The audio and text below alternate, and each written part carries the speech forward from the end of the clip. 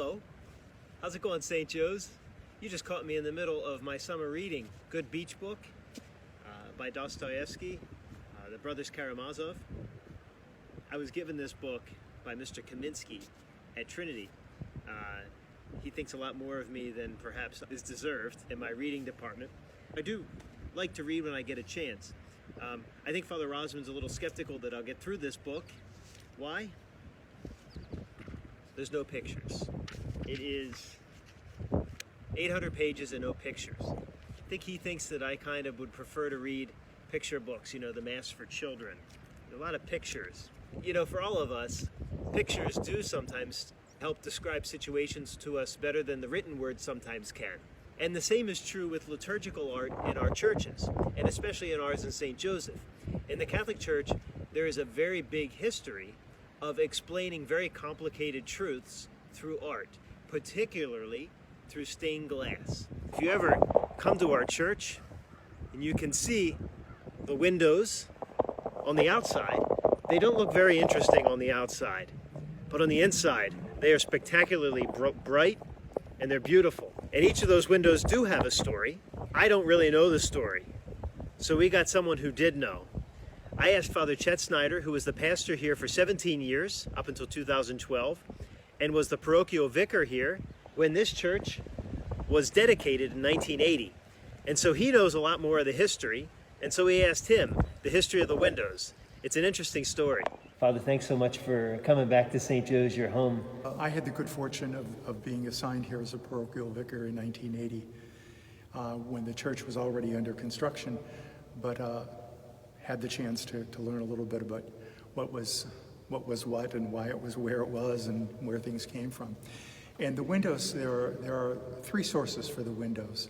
Sylvan Heights Orphanage, the chapel there in Harrisburg, St. Joseph's Church in Hanover, and the modern window in the choir loft is, of course, a new window that was constructed by the Ed Burns studio in Doylestown, who was the liturgical artist for the church. Choir loft window is really interesting. Of course, it's a modern window, again done by the Ed Burns studio, the story of creation, and it was designed, to fit the modern design of the church. There's lots of modern elements in this church architecturally that were selected for a particular reason. But that glass, of course, it's bright, it's modern. In some ways, it's a little bit abstract, but there's also, recognizable figures for the days of creation. But one of my favorite stories about that window, I was somewhere downtown, and there was a woman I did not know. She was not from the parish, and she asked me where I served. And I said, well, I'm the pastor of St. Joseph's in Mechanicsburg. And she just stopped and she sighed. She said, oh, when I drive by that church at night and I look up at that window, I have such a sense of peace. And that's one of the things about that window that's always striking to me. At first it's a little maybe off-putting because of the variety of colors, it's busy. But when it's appreciated, I think especially at night from the outside, it has an impact on the community. For the windows, you mentioned the Sylvan Heights. Sylvan Heights was an orphanage that was run by the diocese. It was the Sisters of Mercy, Religious Sisters of Mercy, who really took care of it. And I think it opened in the 1920s and closed in the 1970s. But the windows, what I would say are the smaller windows, looking around, the guardian angels, Jesus speaking to the doctors of the law, the Holy Family, the two rondels of the Lamb of Sacrifice, and the open book, adoration of the shepherds, the presentation of Mary, and the Jesus surrounded by the children, and the windows in the back of King David and Saint Cecilia, and the two rondels in the narthex are all from Sylvan Heights. And if you look at them, they're all themes that would be appealing to children. The guardian angel, the Holy Family, Jesus surrounded by the children. Every one of the six in the front of the church are appealing to children. The two in the back of King David and also Saint Cecilia were selected because this parish has had a long history, a proud history of strong liturgical music. So David playing the harp and is the author of many of the Psalms, and St. Cecilia as the patroness of church musicians seemed particularly appropriate. And the two windows in the front, the round windows, the rondelles, in the original design of the church, the altar was placed to the side, and so underneath the Lamb of Sacrifice was the altar of sacrifice, and underneath the ambo was the open book. Now those windows, the original windows, were too small, and so the outer bands of those windows showing the wheat and the grapes were added later by the Edburn studio in order that they would be properly sized to the church.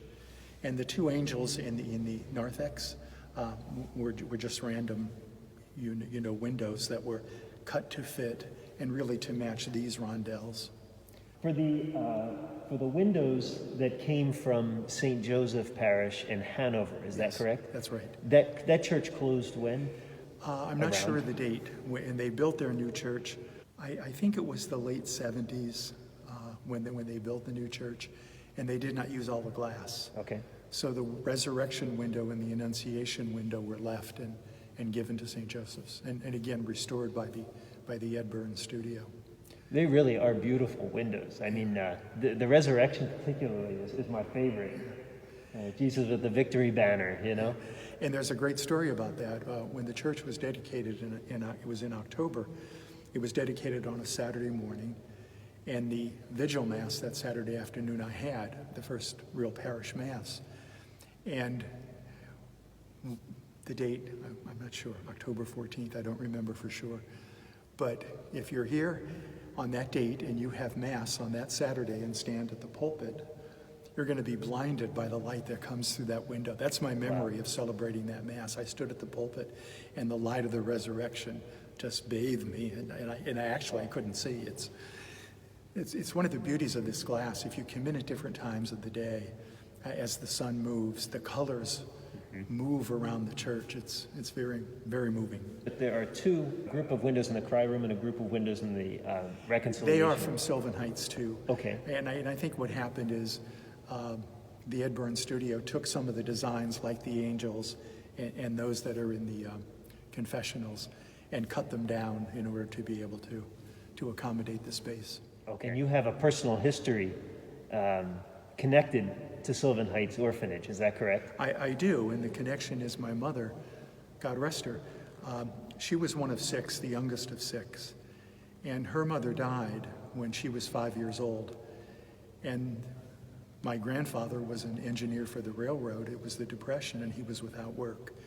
So he had 3 daughters who were younger, and he simply could not provide properly for them.